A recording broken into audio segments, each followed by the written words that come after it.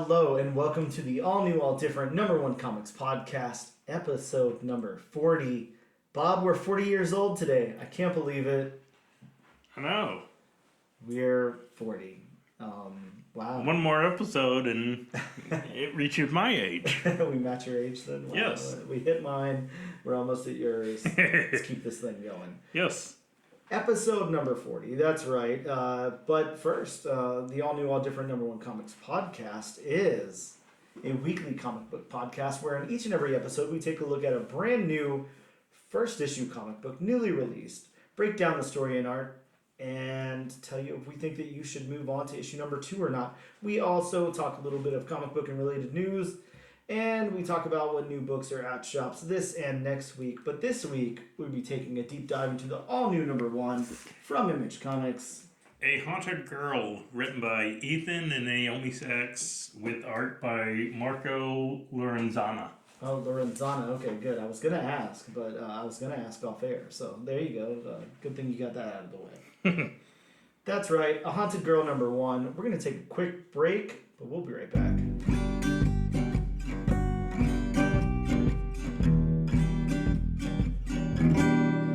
And we are back with episode number 40 of the all-new, all-different #1 Comics Podcast. Bob, You have 38 more times to say it. Well, yeah, you're right. I've only said it twice, but this is episode 40, so... I mean, you can say it 38 times in a row. It's fine with me. Yeah, no problem. I'll get us there. Don't worry.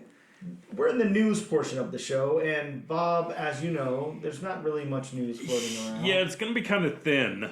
It's New York Comic Con weekend, so that's happening. It is. So, I don't know. There's not really much coming out of that just yet. I don't know. There's a whole lot of incentive covers that have been coming out the past few days. I mean, some of them are gorgeous. Some of them are kind of like, why? I will say this. I did pick up early on, Charles Soule sent out like a newsletter saying that he was doing a one-shot revisiting 8 Billion Genies, like a expansion of that world. Right. And then something with the Shrouded College also, or whatever that book is called. One-shots for both of those. So he was selling those on his website along with what he had at New York Comic Con, said 1,000 copies altogether.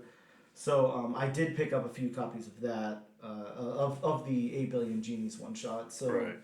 That looked kind of cool. Other than that, it was whatever.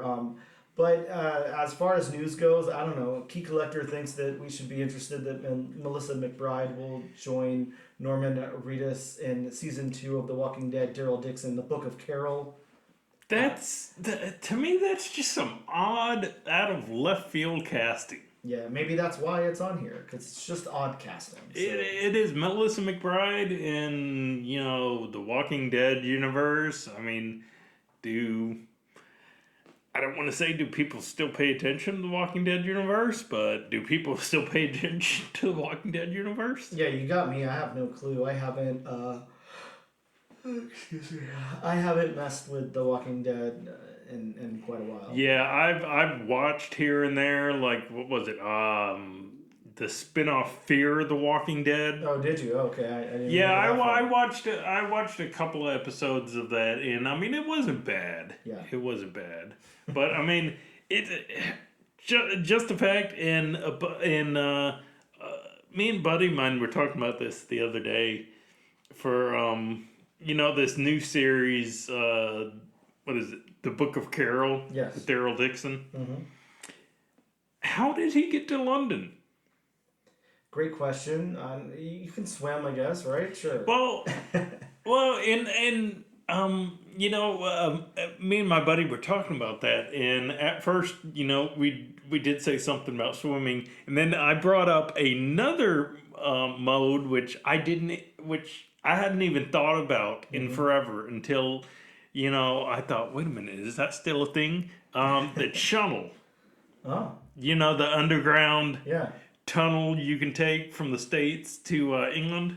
Wow. I totally forgot about that, but, I mean, he brought up a good point. Would you really want to walk through the channel when a zombie apocalypse is going on? I mean, It'd be nice. It'd be nice and dark, considering that thing is miles long. And I mean, Miles is an understatement. Bob, I will tell you this: I wouldn't walk through that now. So hell no. That's not my kind of thing. But yeah. And could you imagine how many zombies are packed in one? oh yeah, it's got to be just full of them. Absolutely. Yeah, interesting question there. Either way, in other news, of course, we heard that Keith Giffen passed away, Yeah. co-creator of Lobo and Rocket Raccoon. Sadly, has passed. Also, part of New York City Comic Con news, DC announced that they will be reviving Elseworlds. Yeah, I saw that, and I saw some of the Elseworlds, and it's like, okay. I mean, you got what, Batman the Barbarian? So I'm guessing that's gonna be. I'm guessing that's gonna be basically a what if Batman were Conan. Yep. Yeah, that's what it sounds like. You have, what is it? That sequel to Gotham by Gaslight. Yeah. I don't know. To me, that's not much of an Elseworlds. I know. Do we need to revisit that for any reason? Like, Yeah. couldn't come up with another like concept. Actually, I just read a book. I read the Batman City of Madness. I don't know if you've read that. Yeah, I've heard of it. Okay, yeah. Any good? Yeah. It just came out. But that was. I mean, I don't know why you couldn't call that an Elseworlds book. It was essentially. There's a whole Gotham underneath Gotham that's like mirrored. Kind of. Okay. So the Batman is like this weird Cthulhu creature, and there's all But it exists. It exists in that universe just underneath Gotham. Yeah, exactly. Huh. So I don't know why something like that couldn't be part of Elseworlds. Like it's a Black Label book. Mm. So I don't know. I'm not sure. I don't know what their intent is here, but why something like that couldn't just cross over is kind of beyond me.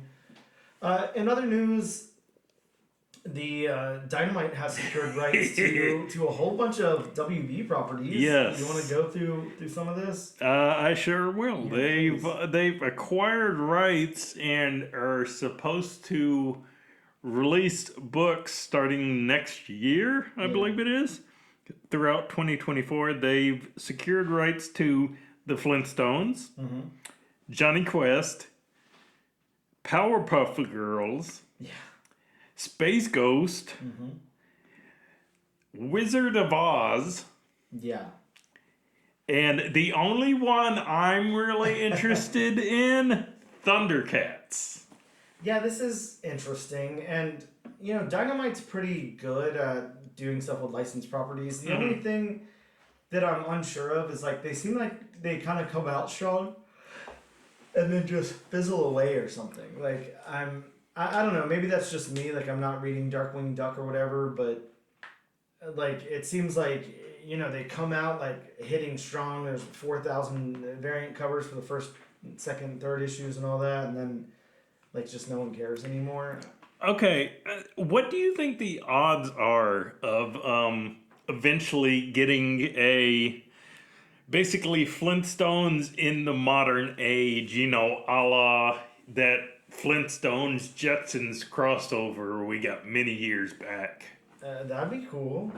I don't know. I mean, I think Dynamite, like they seem to kind of follow I don't know how to explain it. It doesn't seem like they like reinvent the wheel on me. Right. Stuff like the Gargoyles book, the Darkwing Duck book, like it's just there. They like to revisit stuff. Yeah, it doesn't seem like they're expanding or not expanding, like reimagining it or anything. Yeah, because I gotta say a couple of these just seemed a little bit random to me. Like, were people really clamoring for Johnny Quest books? Yeah. Or were people really clamoring for more Flintstones adventures? I mean, I know that Flintstones book a couple of years back at DC, like where DC was doing some of the Hanna-Barbera stuff. They did Flintstones. I think they did Jetsons also. The Flintstones book was pretty good, but they did a lot of that stuff. So I think that they did the Scooby Apocalypse, if you remember that. I think some of that stuff was pretty well received, but I don't know. It'd be interesting to see how this goes. Thundercats over it, Dynamite, Wizard of Oz. I don't know. It could be interesting. Yeah, Wizard of Oz. I thought the rights to that was. Did MGM own the movie? Did they release the movie? Great question. I have no clue whatsoever. So yeah, I figured the rights issues to that because not only was it a movie, it was a book. Yeah. I mean, so I would have figured the rights to that would have just been all over the place. Yeah, exactly. I don't know how they obtained the rights for this. I think they must be shelling out some money for these things. Is all exactly. And hoping. But, I mean, it makes sense because I guess if you think about Dynamite and what they're publishing, what's like their really big cash cow, Vampirella or something like that? Like, that doesn't seem like it's on a lot of people's pools, to tell you the truth. I mean, we go to the local comic book shop every week. Like, are you seeing that really, like, ordered heavy or selling down? Like, not really. It's just kind of there. Yeah. Yeah, that's true. So, it's like they don't have anything, that really sticks for them unless it's like that licensed stuff. So you think it's just one of those, buy what you can, throw this at the wall, see what sticks? Yeah, I think so. I mean, I have to imagine probably the Gargoyles series is doing pretty well for them. They're doing a Darkwing spinoff, so it's got to be doing okay enough. Yeah. I don't know. Last up, and we don't have to, elaborate on all these, but I did kind of want to, just in the spirit of, we did it whenever there was no news last time, just kind of go over the Key Collector's Top 20 and talk about what's in there. So Spidey #1 from 2016, the first issue in a 12-issue miniseries. And the reason that this one's in there is because Disney Plus announced that, Marvel announces that Spider-Man Freshman Year animated series will be on Disney Plus, and that is the collected trade title. So is that supposed to be like a Batman Year 1? I really don't know. I don't remember anything about this book. I don't know if I read it. No clue. Great question, but no information for me. We got Batman 609 from 2003, first appearance of Thomas Elliott, later revealed to be Hush. And the reason for this one, the Batman movie tie-in website, Something, has posted an image of a riddle that rewards puzzle solvers with a video of Thomas Wayne's mayoral campaign ad, which briefly splashes the word Hush across the screen. I've seen that. I've definitely seen that, and I'm kind of thinking to myself, okay, first of all, everybody knows our opinion, mine, Dan's opinion on the Batman. Yeah. We definitely know Dan's opinion on the Batman. Yeah, if I could yawn again, I will. Which he did yawn again. Yeah. But, I'm thinking to myself, how is Hush going to be much different from the Riddler? I wonder how you separate a lot of these people. I'm not too sure. So from Dark Horse in 2020, we have Cyberpunk 2077, Trauma Team 1. This one is a live-action project of an original story set in the universe of Cyberpunk 2077 is in development. I don't know anything about Cyberpunk. I don't know if you do. The only thing I know about Cyberpunk is Keanu Reeves was basically Cyberpunk. Again, that's... Yeah. And I'm wondering myself, is he going to be in the live-action one? Who knows? Great question. Only time will tell. From Marvel 1974, Marvel Premiere, issue 15, first appearance in Origin of Iron Fist, Daniel Rand. First, a whole lot of first appearances in there. Not sure why, just on people's radar right now for some reason. That book always seems to go hot, cold. Yeah, exactly. I wish I never sold my copy, but I don't have it anymore. From Bongo Comics 1995, Treehouse of Horror #1, a Simpsons book. This is the premiere issue of the annual Simpsons Halloween event. Again, probably just coming up because it's Halloween time, so... Right. Great time to pick up a holiday-themed book near that holiday. We've got Nova #1 from Marvel Comics 1976.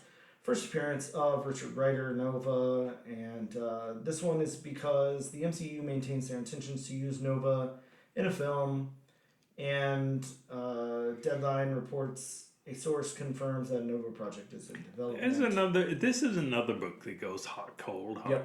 Yeah, I mean, I think everybody's had multiple copies at this point. I've had multiple copies this point. Yeah, sure. I mean, that's one of those ones you kind of pick up every time you see it. If it's under $10 or something, why the hell not? Or Exactly. if you got a nice high grade copy or something for a Exactly. little more. From Marvel 1977, we have Godzilla #1, the first ongoing Godzilla series published for the U.S. market, and it's saying that an anime Godzilla series is in development for Netflix. A live-action Godzilla MonsterVerse series is in development for Apple TV. So, yeah, and there's that. From Marvel 2001, Bloodstone issue #1, the first appearance of Elsa Bloodstone, daughter and successor of the famous monster hunter Ulysses Bloodstone, and the first appearance of Nosferatu in the Marvel Universe. Yeah, I assume there's big plans with something happening with Bloodstone at some point. Yeah, I do too. They didn't release that Halloween special for nothing. Yeah, exactly. So, yeah, something will happen there, I would imagine. From DC Comics, 1990, we have Lobo #1, the first solo Lobo series, and the origin of Lobo. Of course, Lobo in the zeitgeist, because Bob. Because it's all but confirmed. Until it's confirmed, I can't, take this with a big grain of salt. But the reported casting is Jason Momoa switching from Aquaman to Lobo. Yep.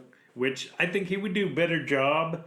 Not to say he's done a bad job as Aquaman by any means.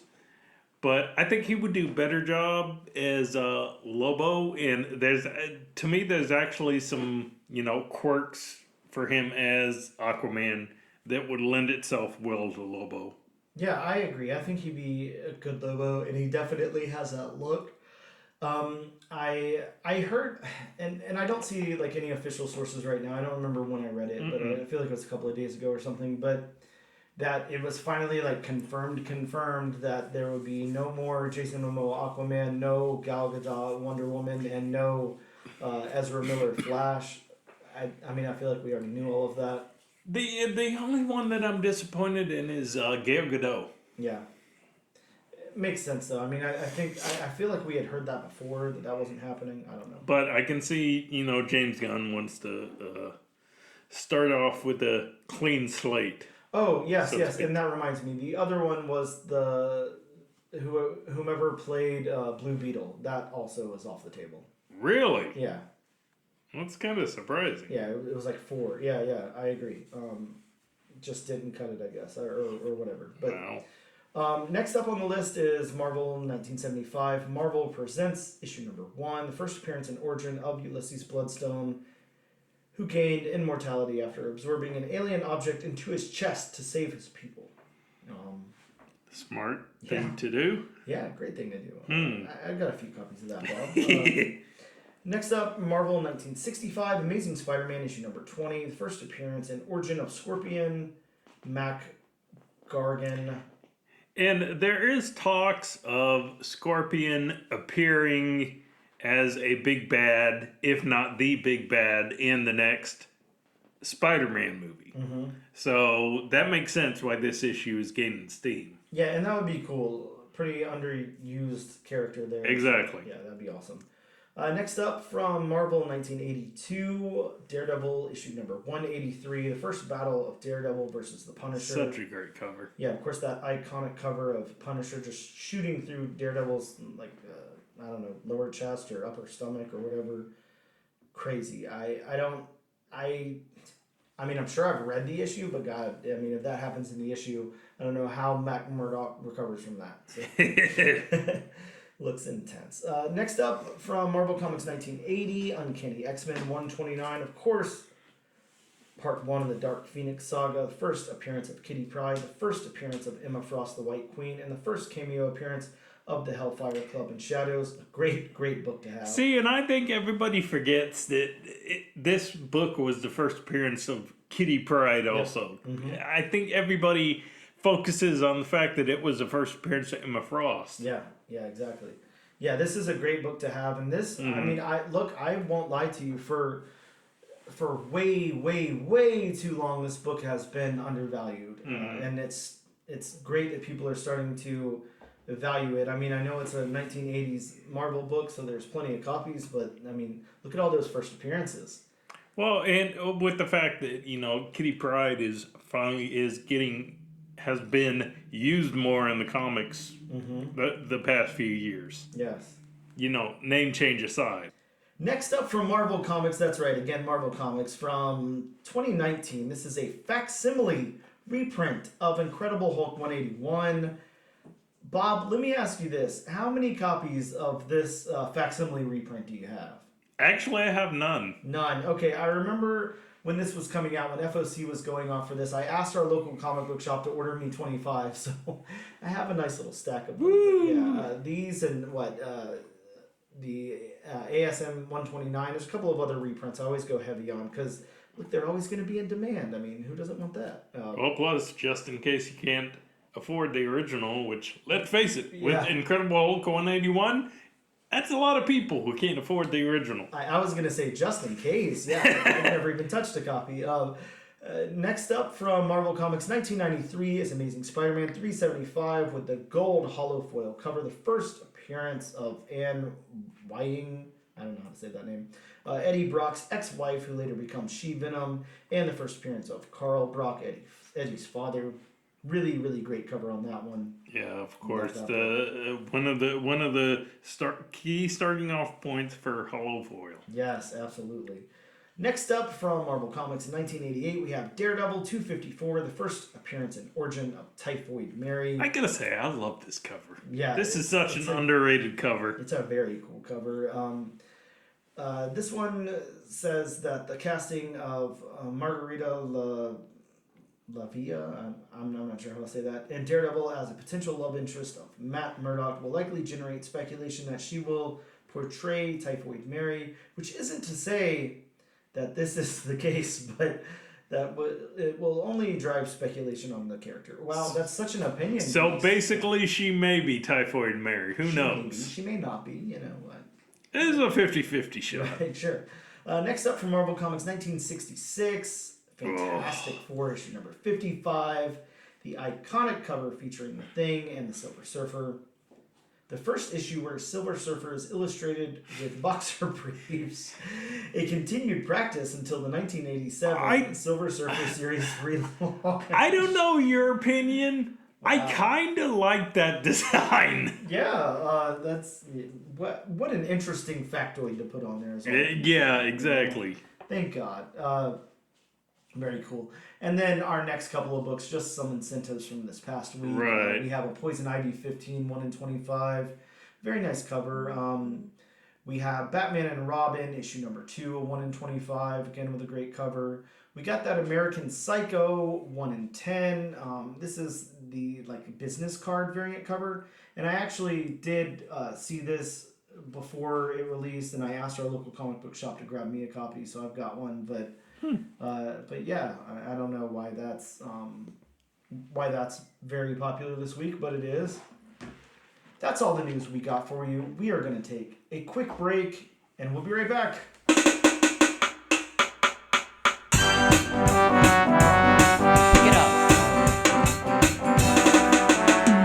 And we are back with episode number 40 of the all-new, all-different #1 Comics podcast. Bob, let's talk about some comics that came out this very week in local comic book shops as well as digitally.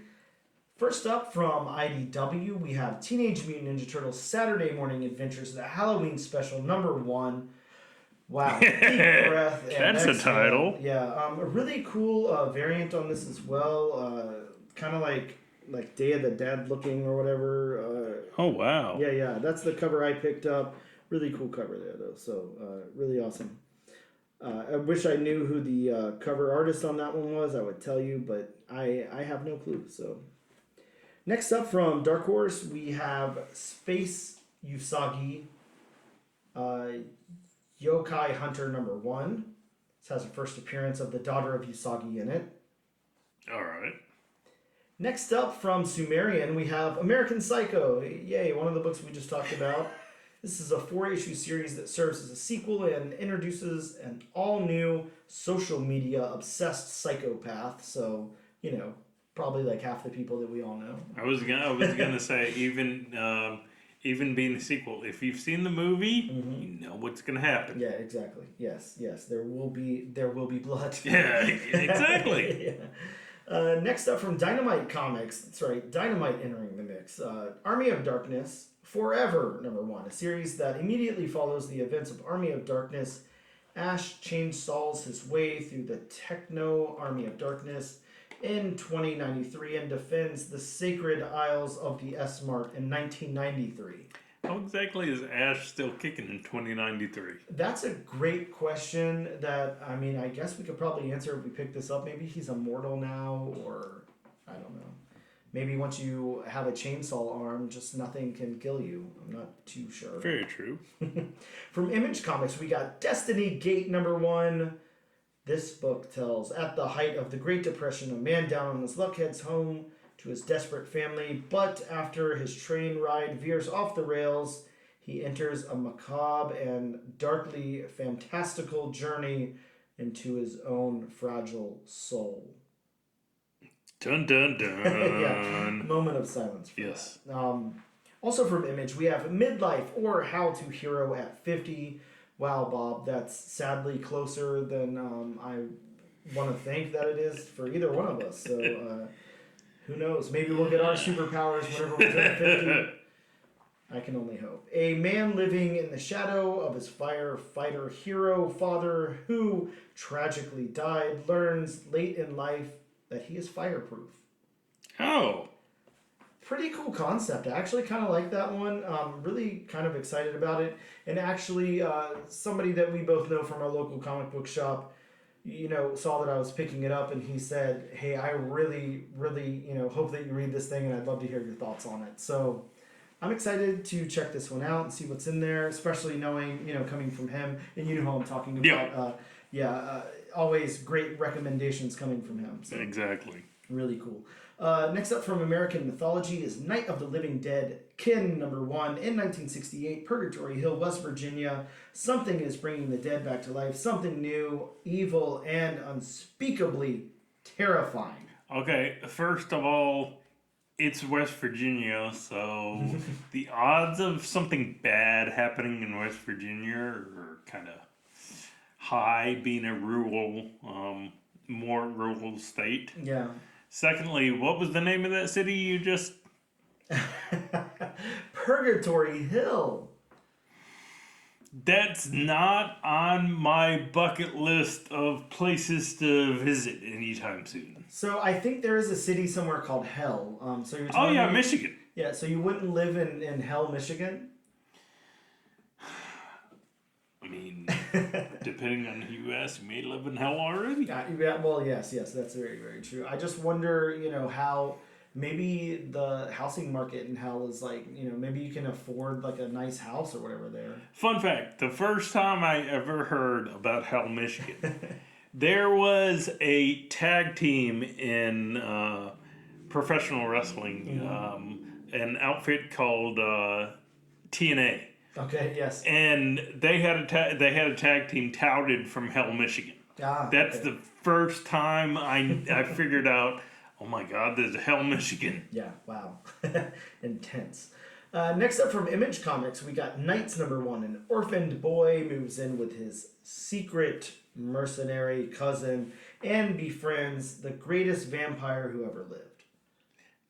Very interesting concept. I mean, there's a lot to unpack there. Man, it is. But I mean, I guess you can't just have like a vampire. You gotta up the stakes. There's lots of vampire books, right? So it's basically, what if your cousin was Blade?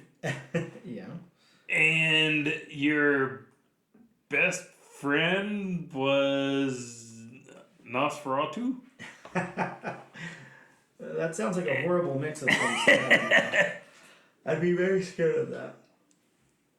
Next up from Dark Horse Comics, we have Operation Sunshine #1. A group of young, alienated vampires plot to steal a magical object to turn themselves back into human, but uncover a top-secret plot run by elder elite militant vampires. I knew vampires didn't go out of style, but man. Yeah, they're happening right now, right? Exactly. I mean, look, it's spooky month. So. Are vampires your new zombies? Because zombies got really popular. I don't know, Bob. Are you a vampire? Mm.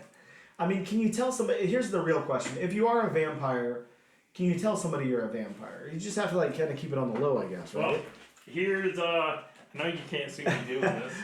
Here's the test: the window test. You're opening the window for the sunlight. Well, I looked. No, not a vampire. I don't know. I mean, I think there's something called daywalkers that exist. I was gonna say I could be a daywalker. Yeah, sure. I could be a daywalker. Next up from IDW Comics, we got Sonic the Hedgehog Halloween Special, a one-shot Halloween special. From DC Comics, we got Batman and Robin issue number 2. We've talked about this a lot at this point, and I know you're really, really excited. Again, for those of you that can't see, Bob did the window test for the vampire. Bob actually has a really big tattoo of this character that he just went on. This is the first full appearance of Shush, a female villain reminiscent of Hush. Just reminiscent, Bob. Not on the nose or anything. Reminiscent. Why not just call her She-Hush? She-Hush. I like that. I mean, you got She-Hulk. Yeah, you got She-Venom. She-Hush. She-Hush. We got from DC Comics Batman City of Madness number 1. Of course, the book that we were discussing earlier. First appearance of Batman Below. And Green Lantern issue number 4. First appearance of Korg, a self-proclaimed son of Sinestro. We also have Wesley Dodds, The Sandman number 1. And from Marvel Comics, Cap Wolf and the Howling Commandos number 1, a 4-issue limited series inspired by Captain America 405.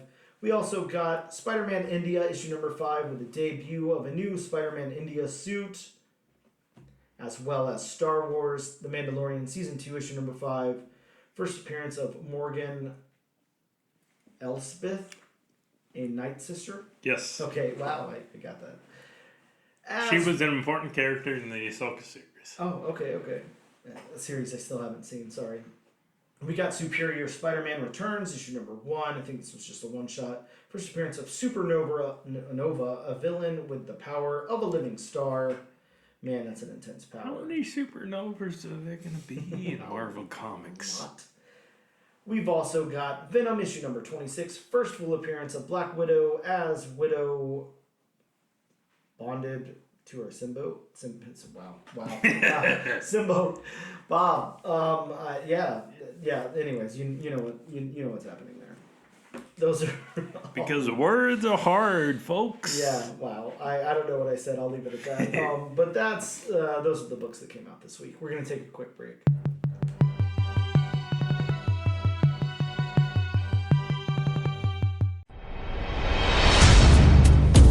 A battle for humanity's future is being waged on American soil right now. The cannabis plant has been used by humans for thousands of years, and yet it is still severely criminalized in much of the world. But the world is changing. Yay!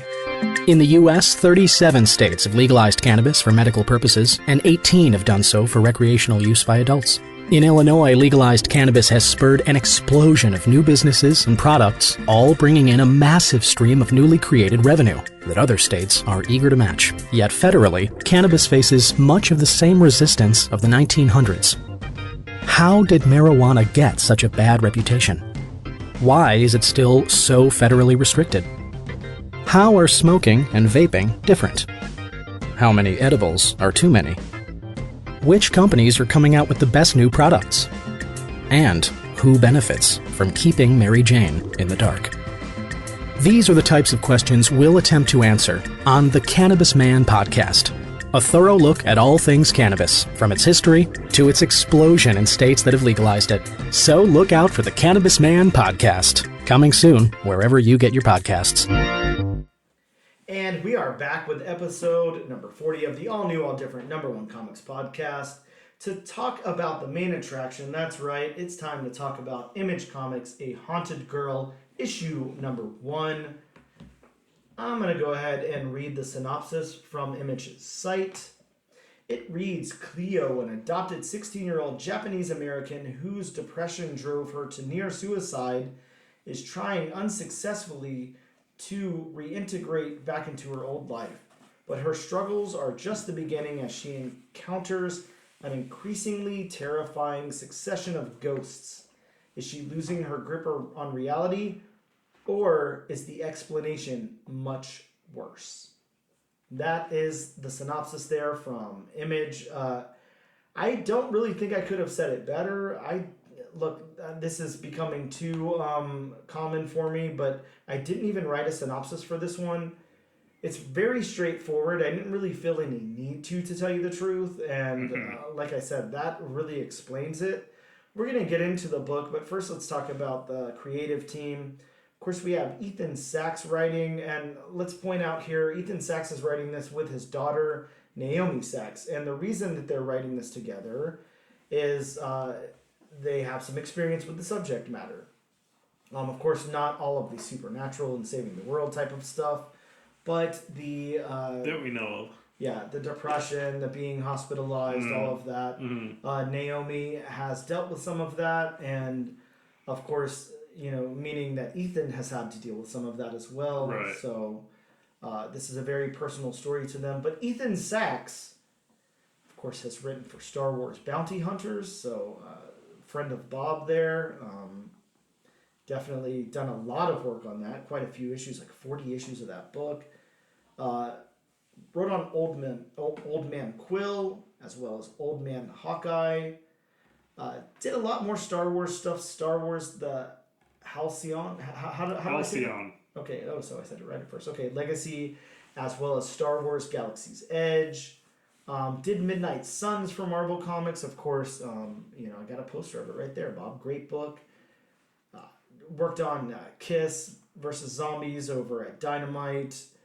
Journey into Star Wars, The Rise of Skywalker, Allegiance, and just a whole bunch more, one-shots and all of that. But definitely somebody that we are pretty familiar with. I know you're familiar with because all the Star Wars there, Bob.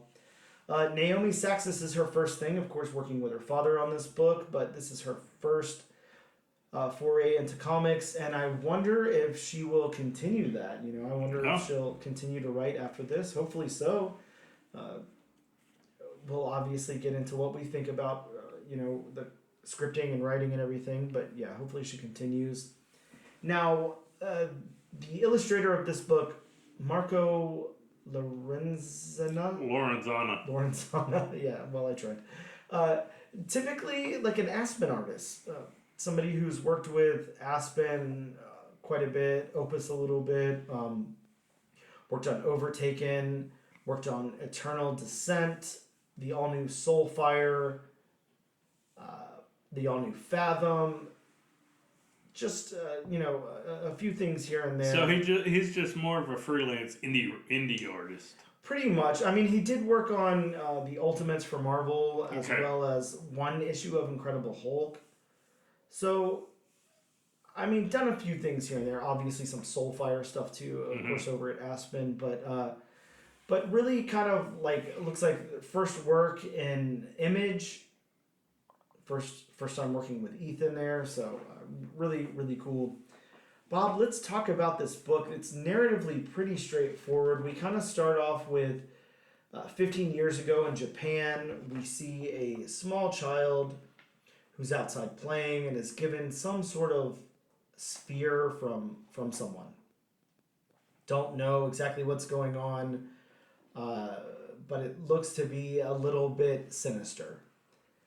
After that, we flash over to New York, now in an asylum, or I guess, a hospital for lack of a better term. Yeah, basically an asylum. They even say it later on, so it's basically an insane asylum. Yes. And here we meet Cleo, and she is in this asylum, and she's being haunted by all of these figures, and she's alerting the medical staff, and, as time goes on, she's here dealing with that. We also see a scene where maybe like a body is being autopsied or something. something's happening, or I guess not autopsy. Sorry, my apologies. Someone has died here. In the Right. hospital. This is the part where it's kind of like. This is the only if. Is it an insane asylum or is it a hospital? I'm guessing it's kind of an amalgamation of Yeah, both. it's a hospital with a ward for people who need some. Right, and actually, the person who just passed away is the first spirit that Cleo actually first ghost that we sees. see, yeah. And we see Cleo. Her dad's there, bringing her a happy birthday cake, and then from there, Cleo is seeing the psychologist, and the psychologist is trying to prepare her to integrate back into normal life, going back to school and everything. Cleo is a high school student here, so she's going to Westchester Tech High School. And then we see another character being dropped off at the school as well. And from here, we have Cleo walking through the school, some familiar faces to Cleo, some friends really excited to see her, some people not so excited to see her. Cleo goes through, having friends wanting to go talk to her, but not knowing exactly what to say or what to do. And then Cleo runs to the bathroom where she finds some others talking about her, and then she wants to go home and calls her dad. Cleo then does go home, and from there, she tries to sleep through the night and just is awoken by a giant spider demon creature. And this, of course, sends Cleo into a panic, and she goes into the bathroom to try to, wash her face, splash some water on her face, come back to reality, and her dad is very worried about her. But then here's where it takes this really weird twist for me. We flash over to Japan, and we see this person, and Cleo's dad calls them, and the person on the other end of the line says it has begun, and we know that it started, and Cleo started seeing things. So what exactly that entails, who planted this in Cleo or whatever, and who, I don't know. From there, the last couple of panels we have Cleo kind of staring off of, into the water off of a cliff, and then another spirit comes to her, and she tries to outrun it, and then Cleo sees one of those spears, but this one's a little tiny one, and she's enamored by it. And then there on the last page, Bob, we get the letter that Ethan puts into the book, which, I hate to sit here and just read something, but I think I will. I'll try to go through it really quickly, but, just for the sake of the audience out there who hasn't read it yet, it reads, "This comic book you're holding in your hand started off as a line I wrote on a reporter's notepad 4 years ago as I waited in the hospital cafeteria for the next visiting hours to the pediatric psychological ward inside. My daughter was hospitalized with severe depression, anxiety, and suicidal ideation. I wrote in barely legible handwriting, a girl who doesn't know if she wants to live is the only one who can save all life on earth. As a father, I felt powerless and racked with guilt that I had missed so many warning signs, but as a comic book writer, I felt maybe a story could inspire her and others going through similar struggles. Originally, it was going to be about an alien invasion. Then somewhere along the line, the plot shifted into supernatural apocalypse. That, however, wasn't the biggest change. 4 years later, through therapy, perseverance, and growth, my daughter is in a place where she could write it with me. She made it much more personal, much more authentic, and better. Joined by our creative partner, the incomparable artist Marco Verenzana. Thank you. We finally are lucky enough to bring the message out to the world. The battle is worth waging. That you can persevere through the lows and there will be better days ahead. That you matter. Our goal is to entertain all of you and inspire at least some of you who see their own journey mirrored in Cleo's struggles. They started out as a gift for my daughter. Now it belongs to you." So See, and I mean, if that just doesn't hit at your heartstrings, Yeah, I mean, exactly. you're not human. And that's what I'm saying. You know, it's almost like, I'm not gonna lie to you.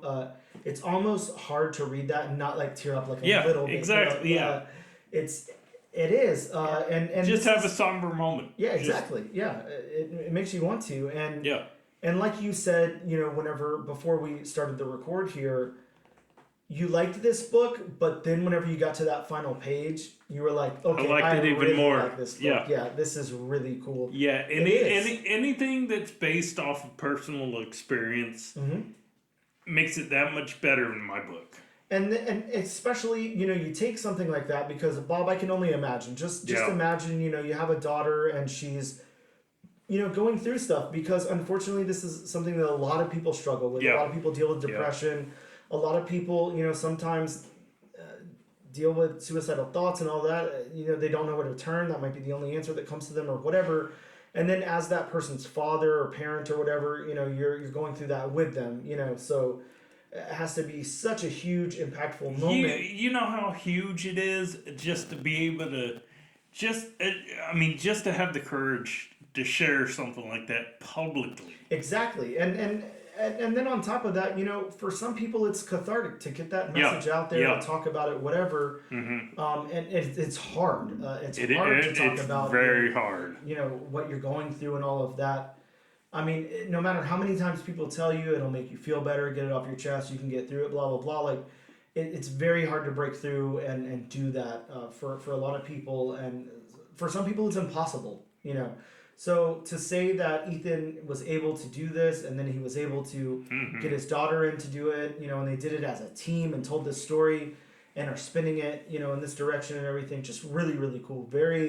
I'm really impressed by this, and I think that is really, really cool that they're able to tell this really personal story, and you know, get it out to the world. So really, really cool. Let's talk about it then, Bob. Let's talk about these story beats, and get into all of that.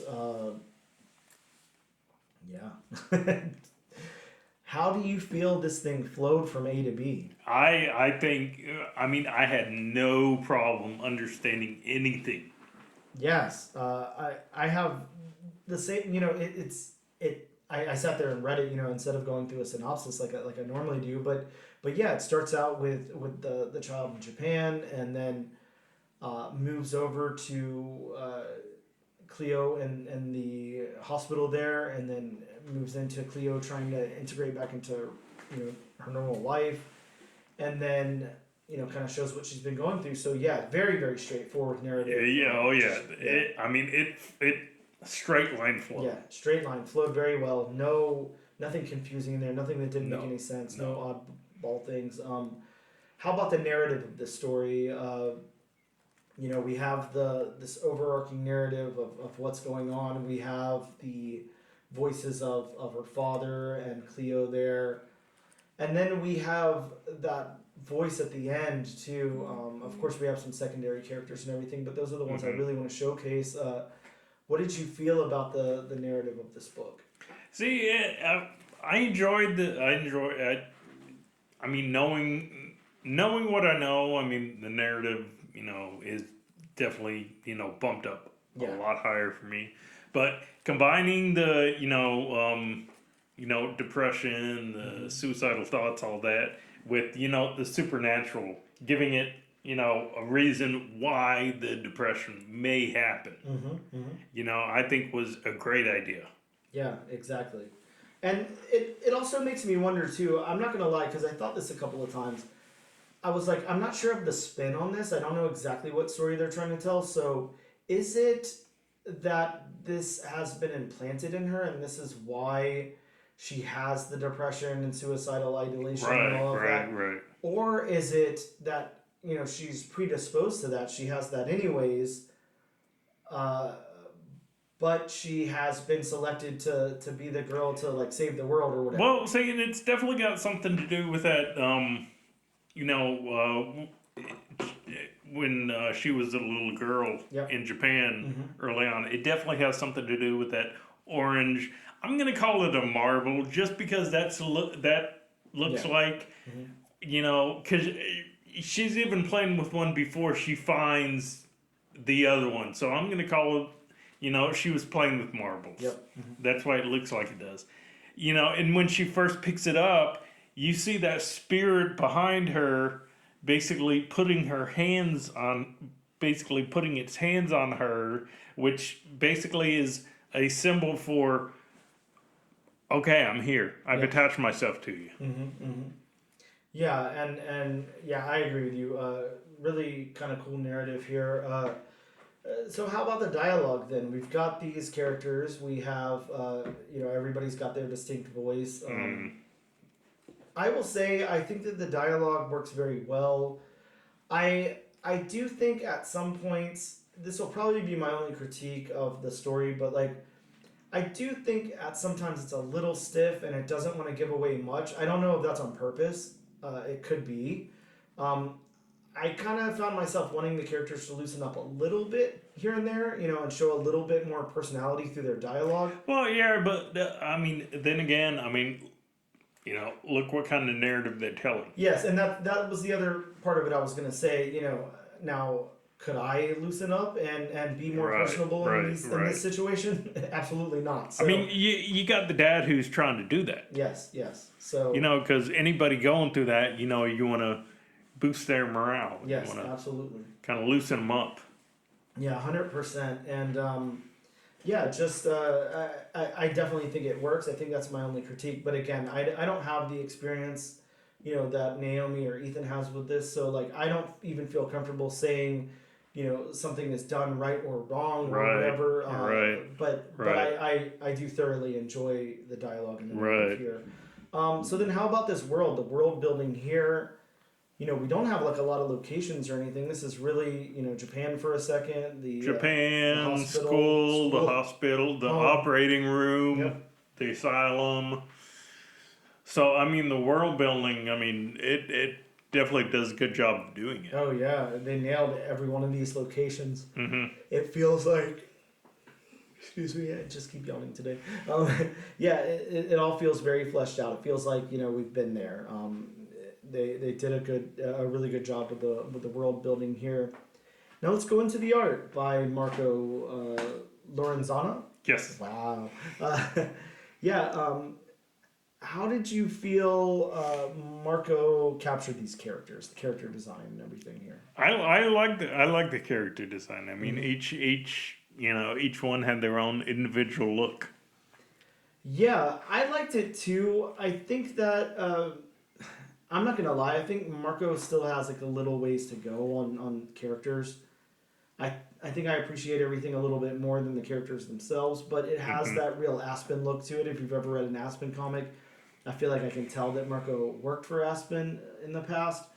There's nothing wrong with this art. It's done really well. It's just, I think that I'm used to my house styles, and this doesn't quite fit that. It's not a critique on the art. It's just a little different, and it's not stylized as pleasing to me, but I did like the characters. I definitely wouldn't consider that a fail by any means. See, to me, it's one of those where, I said before, the art has to match the story. Yes. And to me, the art matches the story. Yeah, it definitely does. Yeah, it doesn't take away. It's not like other books we read where they just didn't match up very well or anything.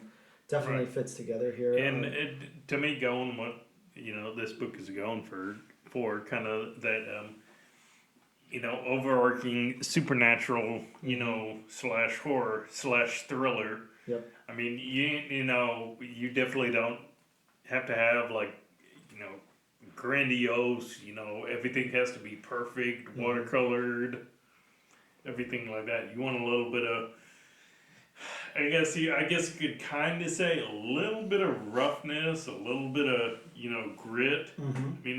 Not to say this art is by any means those. Yeah, it just, I will say this, and, I feel more comfortable critiquing the art than the story, but I don't know. Again, this might have a special place in Marco's heart too, so I don't want to take away from anything.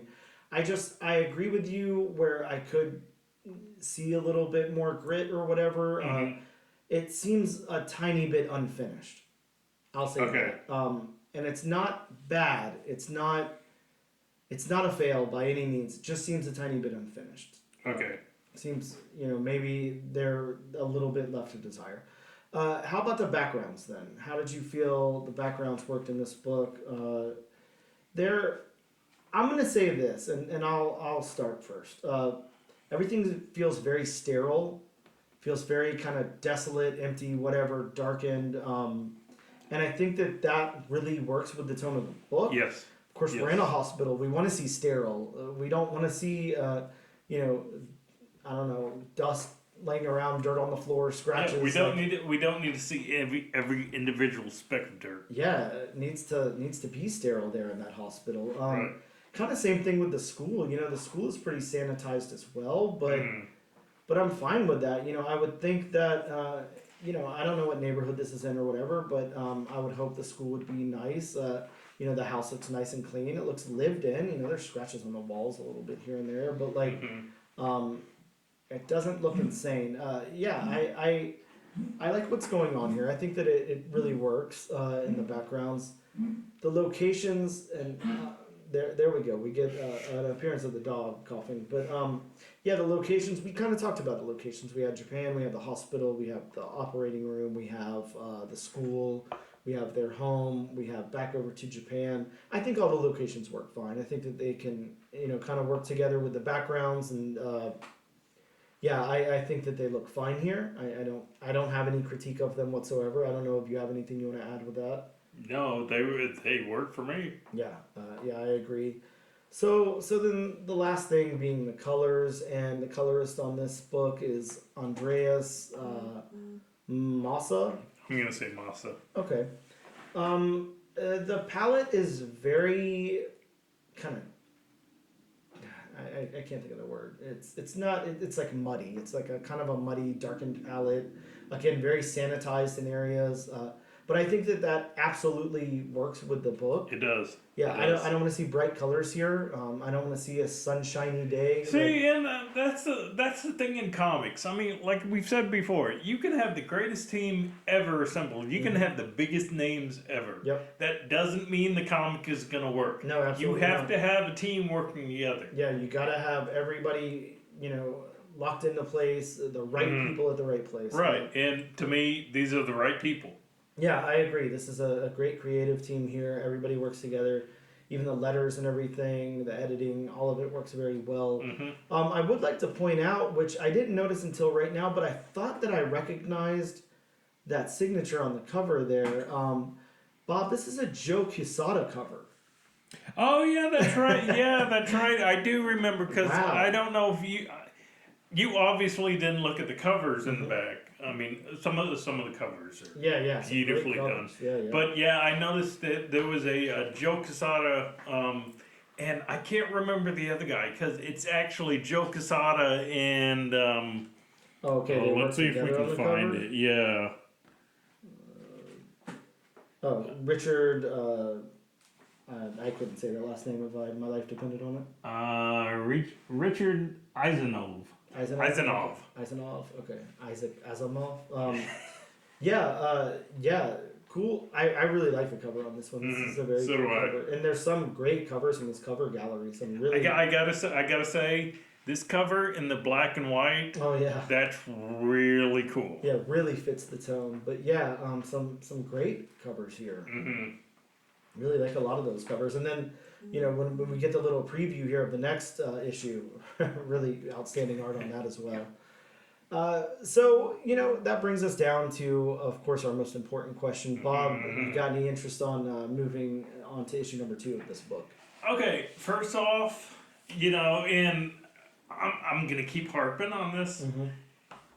When I got done reading this, when I got done reading it, it's like, okay, I'm getting issue 2, 3, and 4. Yeah. But once I read that letter, yeah, it's like, oh, I'm definitely moving on. Yeah, I'm with you. This is actually really, really good. I I don't know what I was expecting. I think on this one I didn't even read a synopsis. Oh, and by the way, Bob, let me point out we're now at the hour-long mark, and I meant to do this right up top, and I completely forgot. So thanks to everybody hanging around and still listening. But this is our very first book that we let the audience choose. So you guys chose this book. Bob and I did not. Well, no, actually, no, it's the second. Oh, yes, we did have a listener. Where Monsters Lie. Technically, That's correct. Yes, I forgot about that. But it's the first in this and what we did, where we gave a couple of books, and we let people vote on them. Yeah, so sure. it is, from that respect, it is the first time we've done that. Yeah, and so what Bob's talking about, because I completely forgot about that. The first time there was like a poll on, and it was a Spotify exclusive poll. You could only choose on Spotify, but it was like, if you have a book to suggest, then suggest it. And a listener had suggested Where Monsters Lie. Thank God, because that was amazing. But this time we went like a very different route. Yeah, we did like a poll with 4 books on it. There was Knights, there was this book, there was Capwolf, and I forget the other one, but there was another book. And we posted all of those up, and we put it in 3 different places. We put it on YouTube. Yes, that's right. You can have a community on YouTube and do polls. We put it on Instagram, and we put it on TikTok. And overwhelmingly, this was the number one choice. We had actually had a surprising amount of responses. I wasn't expecting as much as we got. And, a lot of people voted, and this was the number one vote. So thank you guys so much for that. It's amazing. Please. It was an incredible book. Yeah, very cool. There's something about having the audience choose, and it's not something we plan to do every time. We had discussed maybe doing it once a month or every 4 episodes or whatever, trying it out, seeing how it goes. But part of one of the more enjoyable things about doing this is kind of like picking that next book, getting excited, whatever. Not that we necessarily pick it either, but we pick a few and put them on a wheel and spin it, and then it's kind of fun to see where it lands. But yes, I really like the audience participation. I love that. I'm really happy you guys came for that and executed there. So yeah, we will continue to do that as long as you guys are interested. Every 4 or 5 episodes or something. But yeah, this book was chosen by you guys, overwhelmingly. This was a book that people wanted to hear about. So, you got our honest opinions on it. We both love the book. I don't know if I answered, but I will 115,000% be picking up issue number 2. That's a big number. Yeah, this is only a 4-part mini. So yeah, I mean, I'm sticking with the whole thing. There's not really anything that could turn me away from it. Very, very good personal story here from Ethan and Naomi. And yeah, all I have to say is, look, if for some odd reason either of you is listening, Naomi or Ethan, especially Naomi. Please, we'd love to have you on. Well, not only that, yeah, we'd absolutely love to have you on, but, I'm sure everyone's going to be telling you this. Please, for the love of God, stick with comic books. Go tell your personal story. Go out there and create. You've got a great mentor, for one, built in, your dad. But yeah, please continue to create. Absolutely. I'd love to read more stuff from you. Have that very unique perspective here. But yeah, that's a win-win from me and Bob. Definitely be picking up issue number 2, 3, and 4. We're going to take a quick break, and we will be right back.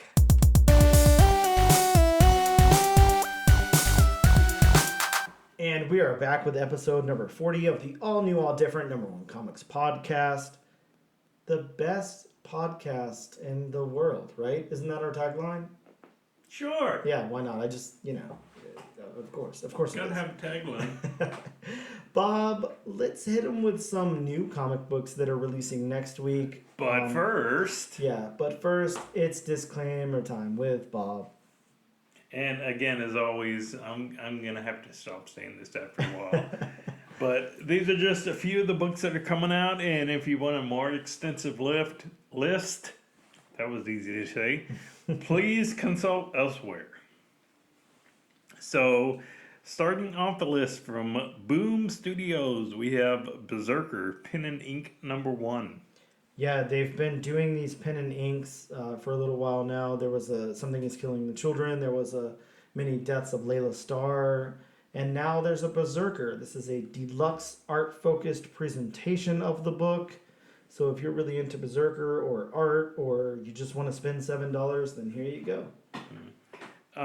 From Marvel, I'll mention this one. We have a second printing of Silver Surfer Rebirth Legacy #1. This one does have a really, really great cover here. It's like, I don't know if you remember the regular cover was like a negative space purple cover with Thanos. Now this is, instead of that purple, it's all been replaced with like the outer space, the galaxy. Yeah. Looks really cool, actually. Yeah. Sticking with Marvel, we have Moon Knight #28. Well, this is the beginning of the Death of Moon Knight story arc, which concludes in issue number 30, which will lead into Vengeance of Moon Knight #1. Staying with Marvel, we have Miles Morales Spider-Man #11. Yeah, this has the possible first appearance of what is solicited in issue number 12 as a terrifying new foe. That is the vaguest description of a book I've heard of. Well, it's terrifying, Bob. I mean, what do you expect? It's possibly the first appearance of that. Possibly. Going to DC for a minute, we have Harley Quinn Black, White, Redder #4. Doesn't get any redder than this. Harley recruits 7 girls who compete to be her sidekick. Very interesting. A sidekick of a character that started as a sidekick. Yeah, a sidekick. Staying with DC, we have Jay Garrick, The Flash #1. Yeah, what do we think about these? These have been like the golden age hero revivals that have been taking place over at DC. I haven't picked up a single one. I haven't either. I mean, a cool concept, I guess, if you're really deep into DC lore, but we're obviously not, so. Staying with DC, we have one of the most interesting ideas ever. Mm-hmm. And yes, we've read a lot of comics, and I am saying right now it is one of the most interesting ideas.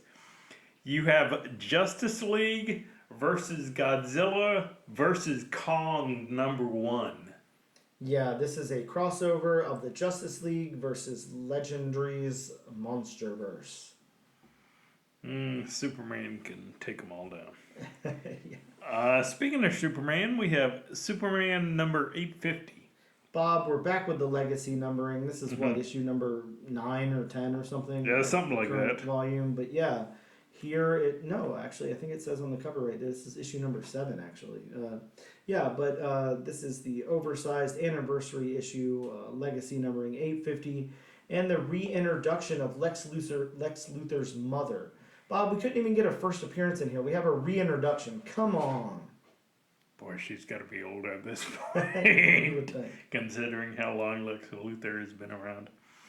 And finally, at the tail end of the list, we have a one-shot from Marvel, Crypt of Shadows #1. Yeah, and trust me, this would be on the list for next week if it was not a one-shot. This is the first appearance of the Bricklayer, a villain who faces off against Scarlet Witch.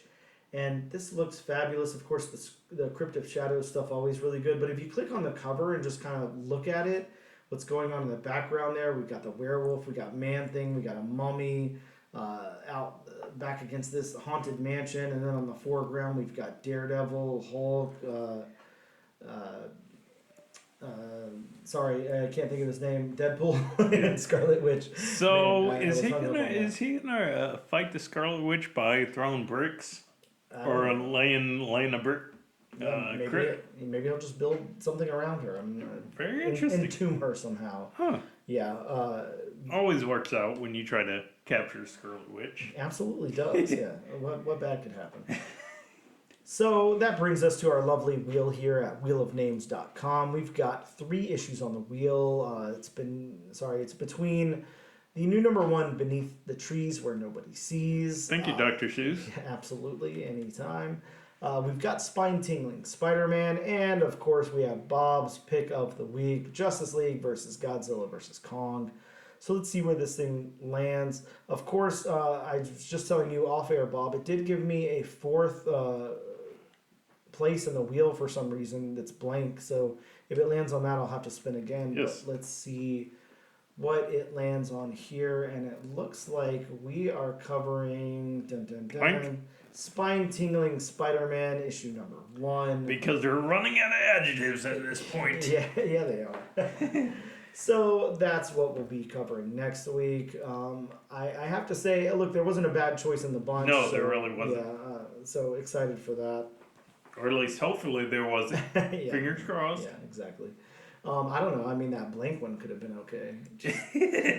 We just come on and say, hey, welcome to episode number 41. All right. And yeah, take the week off. Easiest episode ever. Yeah, exactly. Well, that brings us to the end of the show. Thank you guys so much for tuning in. And of course, check us out on social media when you get the time. Like I said, we'll be putting up polls. We can put up some behind the scene pictures. Look, I've got I have maybe 1/10 of my werewolf costume on right now. He is basically werewolf by night in the middle of the chain. Yeah, I'm transforming before your eyes, Bob. But, yes.